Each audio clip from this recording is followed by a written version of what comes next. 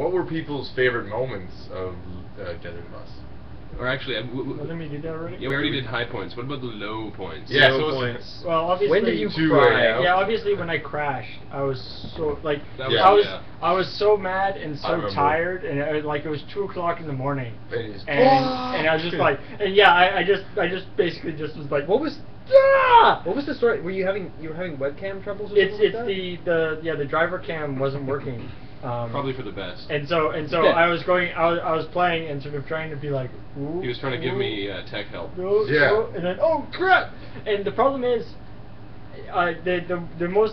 the worst thing about it is when you're grinding along the side. You hear There's the- about 5 seconds where you can actually recover. And you hear the grinding. But after that time, you're still on the side, And but you you think just you can can't get off, recover. but you can't. Yeah, you no matter how much you push that button, you can't get off the side, and so my second, it's so bad. My second crash was exactly like that. That I was like, The, oh my god, I can't get away from this side. Paul, the thing is, like, if you hadn't crashed, the Ginger would have still fucked it up for no everyone. one knows. See, I like to. fell asleep. That's a different. It's no, hard to no, say though because exactly. the second Paul crash. I was right It after. alleviates a lot of the weight on Bill's shoulders because now it's not like because Yeah. exactly. I'm not The gonna stress screw it all of having to up. We don't- maintain the yeah, point we don't know total what would doesn't have carry happened. through. Right. So And my crash was like 2 hours after Paul's. But that's sort of the thing, right? I mean, like once, with anything else, once you screw up, you're gonna screw up again, and then it's gonna seem like you can't do anything right for a while, and then you just gotta power through. Prove to yourself that you can trust And it yourself was again. like you know, like I 4 in don't, the morning. I personally don't actually drive. I don't have a license or anything, but it actually did. It did a sort of. I sort of realized that there's this thing where like 2 o'clock in the morning, you're driving along, and I actually felt pretty good. Like the previous time I was driving at 2 o'clock in the morning, I was really tired, and that time I was actually feeling okay, but you know, I realized afterwards that I was not actually very alert. I felt okay, but my actual, you know, my judgment of what was going on and stuff was actually probably severely impaired, just because I was so tired.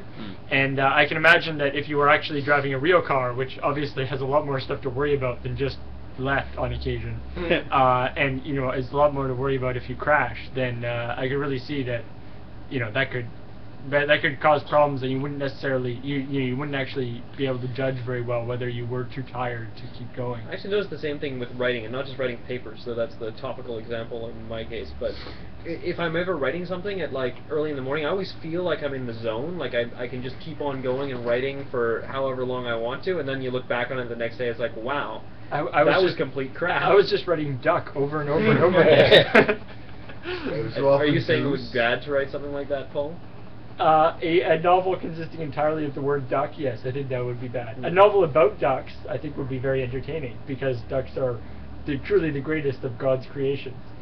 But And they taste delicious with an orange glaze. it's true. Or inside, if you write a book with a duck, and the book is a harlequin, and you're putting the duck inside the harlequin. What the hell are you talking about? Yeah. And moving on. Yeah, okay. Yeah, The low point for me was the last Right now. hour of my second shift. The low point for me was about 2 minutes ago when Jared was telling a really bad joke. It wasn't so much joke, as Yeah, low point for me, Morgan White. Matt's joke. Hey, oh man, actually I take that back. Yeah, Matt's joke. Come on, like, my joke was awesome. I was fake sleeping in the background. My joke was I wanted to kill rad. him, though. Anyway, the low point, the reason why the low point was the last hour of my second shift was because my first shift I was still super like stoked for Desert Bus, and like I'm feeling like, you know, I'm on top of the world, I can conquer anything. My second shift, I really realized I can't conquer anything. This is really gonna lick testicles. And like I told my roommate Matt's joke and he stopped talking to me. Awesome. Oh, yeah, that's dope. Good. See, told you my joke was awesome. It alienates roommates around the world. It's the combination of the realization that you can't like do this, it really is gonna suck, and that the vast majority of it is still ahead of you. well, all at once. Your second shift as well. Like after your first shift, I was around, and you were not like you ended your first shift and you were so tired, right? Like you were like ready to die tired. and within an hour you were walking around the house again. And so I was sort of like, Morgan, maybe you should be sleeping, but... Well, I was just so, like, mentally just excited. I was so excited that I couldn't sleep, even though I was absolutely dead, and I wasn't even thinking about anything. It was just a general state of excitement. It's actually something that I realized, like, you know, as Morgan was saying, like, the second one, I think, was, like, the second shift was, like, the hardest shift. Like, as we kept going, I think it did get easier, the shifts. Like, you do start to get in kind of a rhythm of the whole thing. But, to me, actually, it actually would have been, like, I could have gone on quite a lot longer, actually. Oh, yeah. If I hadn't had other stuff to do. Like, I actually, by, like, the sort of this third day or so, I kind of reached a rhythm with my sleeping so that it was worked out so I could go, like, do it and then go home and sleep and come back. And so I was actually in a reasonably sustainable pattern. And I was thinking about that I could actually continue on if it wasn't for the fact that I had to go to work and, like, do stuff. And, you know, I had deadlines that I had to meet that have been slipping for, like, 3 days. Next year, I take a week off work. That's my... Yeah, so if we had thought more, if we had actually realized how long this thing was going to go and thought more ahead and actually worked that out, then I could see it being very possible for us to go longer. It's interesting because in sort of the lead up to this, when we were planning everything out, I think originally when Paul proposed it, it was $1 for the first hour and 10% increase on each other hour. Yeah, and then you guys were all saying that was going up too quickly. Well, yeah. it was. But I think we made a lot more money by setting it at 7% because we just were getting donations for a longer period of time. It's true. It's true. So I think it definitely. Therefore, next we should try it at like 4%. Yeah, I bet you'd get And more drive money for a with a month. flat rate. I bet we would get more money with a flat rate. We'd also die. Yeah. We'd also die. That's what he'd be playing Yeah, for. I mean the whole percentage thing was something that we spent a lot of time trying to figure out, and I think it was a good. It was a good choice. Yeah. I mean, The flat rate would have to be like $5,000 a day. The disadvantage was that it was a little That's bit how much more. we made this time. It was a little bit more complicated. Yeah, it was just yeah. But $5,000. yeah, if we $5,000 a day. Divide that by I don't think 24 that hours. really That's how much per hour. Yeah, Well, the thing is, the flat rate of $5,000 a day would have worked, and would have given us the same amount of time as we had now, at the same amount of money coming in. The problem is, everybody would see $5,000 a day and be like, fuck that. Yeah. The problem with Totally having donate. 6 people cover a full 24 hours is that means that each person has the same shift every time, so someone always has like midnight to 4 a.m. Which actually might be better for sleep patterns. As it is, or as it was, 6 the to average 4. cost of an hour... 2:30 to 6:30 is actually a little weird because afterwards I can't go straight to bed.